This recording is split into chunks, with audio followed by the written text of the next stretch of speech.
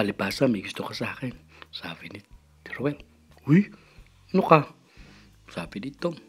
Sabi, tanggi nito. Biglang tumayo si Tom sa pagkakasabi ni Ruel sa kanya. Uy, nagbibiro lang naman ako. Maniwala ka, nagbibiro lang ako. Hindi totoo yung sinasabi ko. Sabi ni Ruel. Ewan ko sa'yo. Galit na sabi ni Tom. Tom, wag mo ko iwan. Nagbibiro lang ako eh. Ilang araw ding hindi nagkipuan ng dalawa at hindi nagpapansinan. Kaya kahit sa loob ng classroom ay hindi rin nagpapansinan ng dalawa. Hanggang isang araw nagulat na lang si Rutong. Nag-aabang pala sa kanyang bus.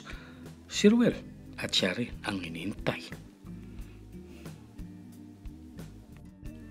Sorry na, bati na tayo. Ewan ko sa'yo.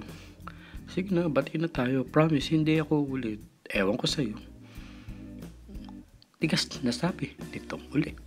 Paano yung iwas ni Tom kay Ruel? Hindi mo ba ako titigilan? Sasapakin na kita. Sige, sapakin mo ko para makabahid ako ng utang sa'yo. Ayaw mo ba ako? Ayaw mo bang umalis sa harapan ko? Ayaw mo bang umalis sa daraanan ko? Galit pa rin, sabi ni Tom kay Ruel.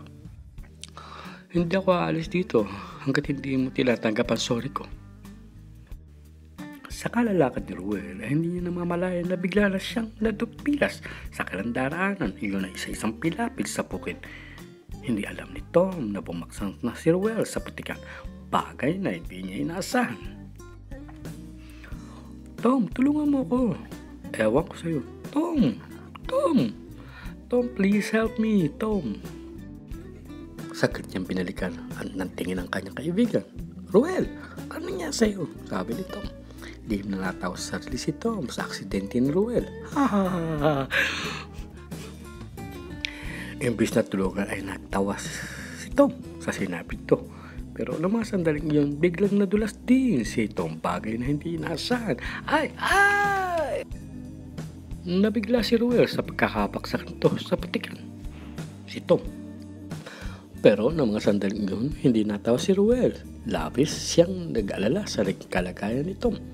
Mabilis niyang tinulungan ni Ruel si Tom para makaam ito mula sa patikan. Okay ka lang? Pag-alala ni Ruel kay Tom. Biglang tigla si Tom sa naging asal ni Ruel sa kanya. Bagay na hindi niya inaasahan. Ganun pa man, mabilis niyang itinayon si Tom mula sa pagsubsob nito sa putikan at mabilis niyang inilalayan pataas sa pilapil na mga sandaling yun malapit na sila sa ilog. Doon sila naglinis sa kailang katawan. Sorry, sabi ni Tom kay Ruel. Ano, pati na tayo? Sabi ni Ruel kay Tom. Biglang tumango si Tom. Yun lang at bigla na lang silang nagyakap bilang magkapatid at sabay silang umuwi sa kailang bahay.